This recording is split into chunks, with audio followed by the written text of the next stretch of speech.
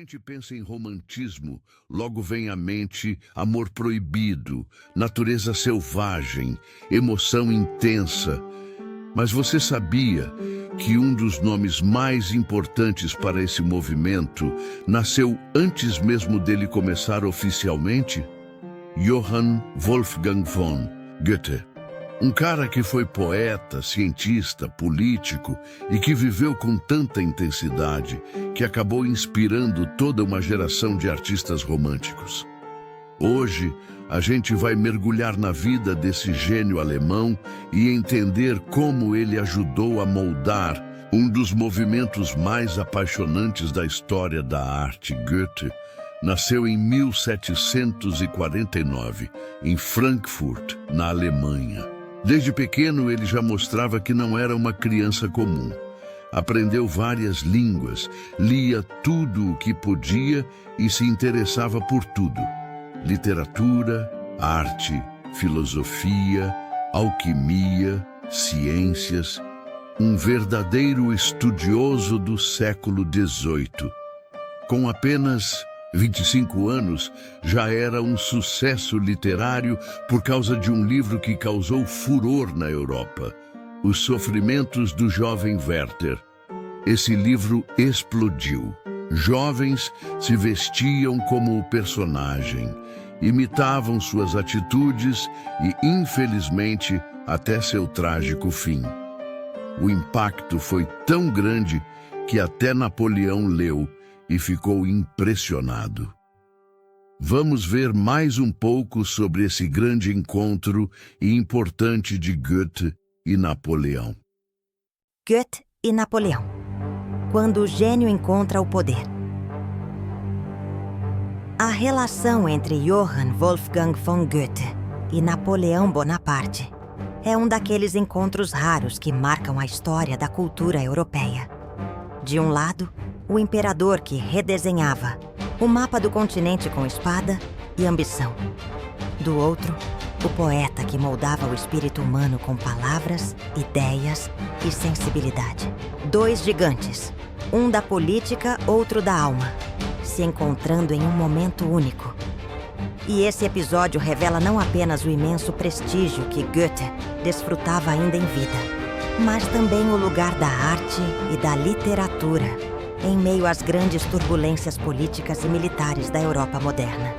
Em 1808, durante o Congresso de Erfurt, uma reunião diplomática entre a França e potências aliadas, Napoleão fez um gesto inusitado. Ele convidou Goethe para um encontro pessoal. Isso por si só já é extraordinário. Napoleão, o homem mais poderoso da Europa naquele momento, tirou tempo de sua agenda política para conversar com um escritor. Não foi uma visita rápida ou protocolar. Eles conversaram por mais de 1 hora. O imperador francês era um leitor ávido da literatura alemã e tinha uma admiração especial por Goethe. Especificamente por uma obra que havia tocado o coração de toda uma geração: Os Sofrimentos do Jovem Werther. Segundo relatos, Napoleão teria lido no livro nada menos que 7 vezes. Um feito que impressiona, considerando a intensidade e o ritmo de sua vida. Esse encontro não foi apenas simbólico. Napoleão via em Goethe algo mais do que um literato. Ele o considerava um verdadeiro pensador europeu. Um homem capaz de compreender os dilemas profundos do espírito moderno. E Goethe, por sua vez, não ficou indiferente a esse reconhecimento. Esse momento ajudou a consolidar sua fama internacional. Ele já era renomado na Alemanha, mas a partir dali, passou a ser visto como um dos grandes nomes da cultura ocidental, respeitado até mesmo por quem comandava exércitos e impérios. Mas a admiração de Goethe por Napoleão vinha acompanhada de uma boa dose de reserva. Ele jamais foi entusiasta das guerras napoleônicas. O poeta reconhecia em Napoleão uma figura histórica excepcional, um símbolo de genialidade, de ação, de energia quase sobre-humana. Chegou a chamá-lo de um titã moderno, mas também enxergava os perigos que essa força representava. Para Goethe, Napoleão era como uma tempestade, poderosa, transformadora, mas também destrutiva. E o autor de Fausto sempre teve uma relação ambivalente com o poder. Em sua obra, é comum ver essa tensão entre dois tipos humanos: o homem da ação, impulsivo, transformador, e o homem da contemplação, do pensamento, da formação interior. Em certo sentido, Fausto e Napoleão são figuras irmãs, ambas buscando o absoluto, cada um à sua maneira. Essa diferença de postura também marca o contraste entre os dois. Napoleão era o homem da ação, o conquistador, o revolucionário.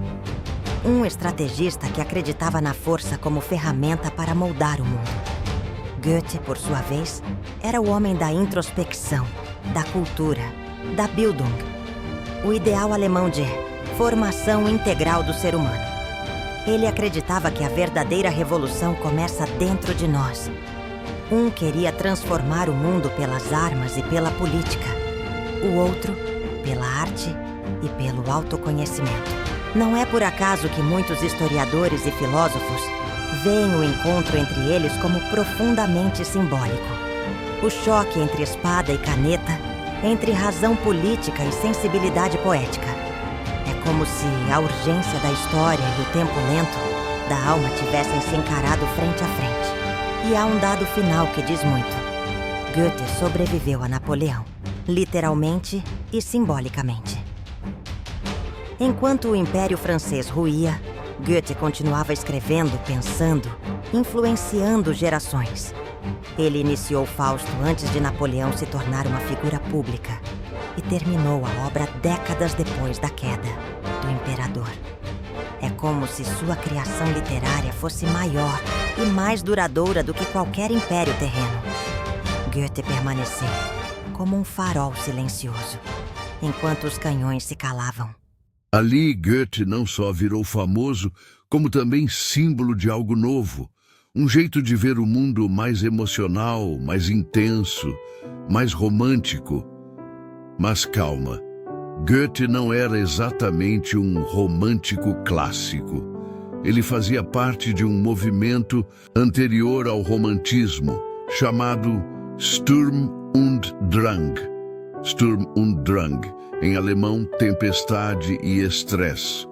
Movimento literário alemão do final do século XVIII que exaltava a natureza, o sentimento e o individualismo humano e buscava derrubar o culto iluminista do racionalismo.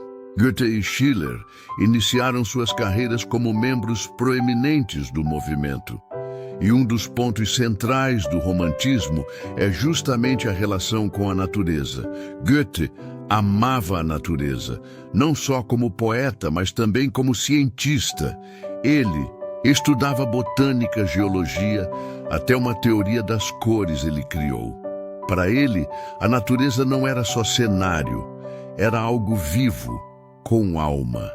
Era um espelho das nossas emoções. E é isso que você vê nos seus poemas e peças de teatro, a natureza como personagem. A obra-prima de Goethe, sem dúvidas, é Fausto. Ele trabalhou nesse livro por mais de 60 anos. Vamos saber mais sobre essa grande obra agora. Fausto, o ápice da alma romântica, a obra-prima de Johann Wolfgang von Goethe, é sem dúvida Fausto. Mas dizer isso é pouco. Fausto não é apenas um livro. É uma vida inteira de pensamento, de criação, de maturação. Goethe começou a escrever essa obra quando ainda era jovem, por volta de 1772, e só veio a concluí-la poucos meses antes de morrer, em 1832. Mais de 60 anos dedicado a uma única história. Isso já nos diz muito. Fausto é o retrato mais profundo da alma romântica em constante tensão. É como se Goethe tivesse depositado ali tudo o que aprendeu, tudo o que viveu, tudo o que intuiu sobre o homem moderno. O personagem central, Heinrich Fausto, é um homem culto, brilhante, um intelectual que domina quase todas as áreas do saber, da medicina à filosofia, da teologia à alquimia. Mas esse saber não lhe basta. Apesar de todo o conhecimento acumulado, ele se sente vazio, profundamente insatisfeito. Nada do que sabe parece preencher o abismo que carrega dentro de si. É um personagem tomado por um mal-estar existencial, um mal contemporâneo, cada vez mais reconhecível para nós. E é nesse ponto de ruptura que Fausto faz um pacto com o diabo. Ele se une a Mefistófeles, não por ganância, mas por desespero. Em troca de sua alma, ele quer viver experiências intensas. Quer prazer, quer vida, quer sentido. Quer sentir algo que justifique a existência. Mas o que Goethe faz com essa premissa não é uma simples história de tentação. Ele transforma essa jornada em um espelho da condição humana. Fausto não é um vilão. Ele é um arquétipo, um retrato do homem moderno, em conflito consigo mesmo. Um ser dividido entre razão e emoção, entre fé e dúvida, entre o impulso de criar e o desejo de se destruir. Nele convivem luz e sombra. Ele é, ao mesmo tempo, um gênio e um insatisfeito, um buscador e um errante, um homem que quer tudo e que, por isso mesmo, está sempre à beira do nada. Ica, amor, moralidade. Cada etapa da vida de Fausto é uma metáfora densa, cheia de camadas. Ele ama e destrói, cria e perde, transforma o mundo e paga um preço alto por isso. Na primeira parte da obra, o drama é mais íntimo, mais psicológico. Vemos o romance com Margarida, a culpa, a ruína. Na segunda parte, Fausto já é um homem velho, envolvido com projetos grandiosos de transformação social. Mas mesmo com todo esse poder, ele continua sendo um homem em busca. Nada o satisfaz por completo. A grande genialidade de Goethe é que ele une nessa obra os dois grandes movimentos do seu tempo. De um lado, o iluminismo, com sua fé na razão, na ciência, no progresso. De outro, o romantismo, com sua entrega à emoção, ao mistério, ao trágico. Fausto é, ao mesmo tempo, o último herói da razão e o primeiro herói do caos interior. Ele representa essa transição entre séculos, entre paradigmas, entre modos de ser. Goethe parece nos dizer que o ser humano não cabe em nenhuma fórmula. Ele é múltiplo, contraditório, instável. E é exatamente aí que reside sua beleza e sua tragédia. No fim, Fausto não encontra uma resposta definitiva. Não há revelação final, nem redenção mágica. O que o salva não é o sucesso, nem o prazer. O que o salva é o movimento, a busca, o desejo de continuar tentando, mesmo sem garantias. Goethe nos obriga a olhar para dentro, a encarar os nossos próprios pactos, as nossas insatisfações, os nossos abismos. Porque, no fundo, todos temos algo de Fausto. Todos carregamos dentro de nós essa tensão entre o que sabemos e o que sentimos, entre o que conquistamos e o que ainda nos falta. E talvez, como nos diz o próprio Mefistófeles, o homem erra enquanto busca. Mas é justamente esse erro que nos torna humanos. E é na busca, na inquietude, que mora a nossa salvação. Curiosamente, Goethe nunca se considerou um romântico. Ele até criticava algumas ideias do movimento. Mas isso não impediu que os românticos o colocassem num pedestal. Gente como Novalis, os irmãos Schlegel e até o jovem Nietzsche viam Goethe como um modelo de artista total, alguém profundo, sensível, curioso e brilhante. Ele influenciou não só a literatura, mas também a pintura, a música. Schubert, por exemplo, musicou seus poemas, e até a filosofia. Era como se Goethe tivesse deixado um mapa do que significava ser verdadeiramente humano. E os românticos seguiram esse mapa apaixonadamente. Goethe morreu em 1832, mas sua influência atravessa séculos. Ele viveu entre o iluminismo, o romantismo e até o início do realismo. Testemunhou revoluções, descobertas e deixou uma obra que desafia qualquer rótulo. Se você curte literatura com emoção, personagens intensos, dilemas existenciais e uma pitada de misticismo, pode apostar que tem um pouco de Goethe ali. E mesmo que ele tenha recusado o título de romântico, é impossível pensar no romantismo sem ele. Então, da próxima vez que você olhar uma paisagem e sentir algo profundo, ou ler uma história e se ver ali no meio, agradeça a Goethe, ele já esteve nesse lugar.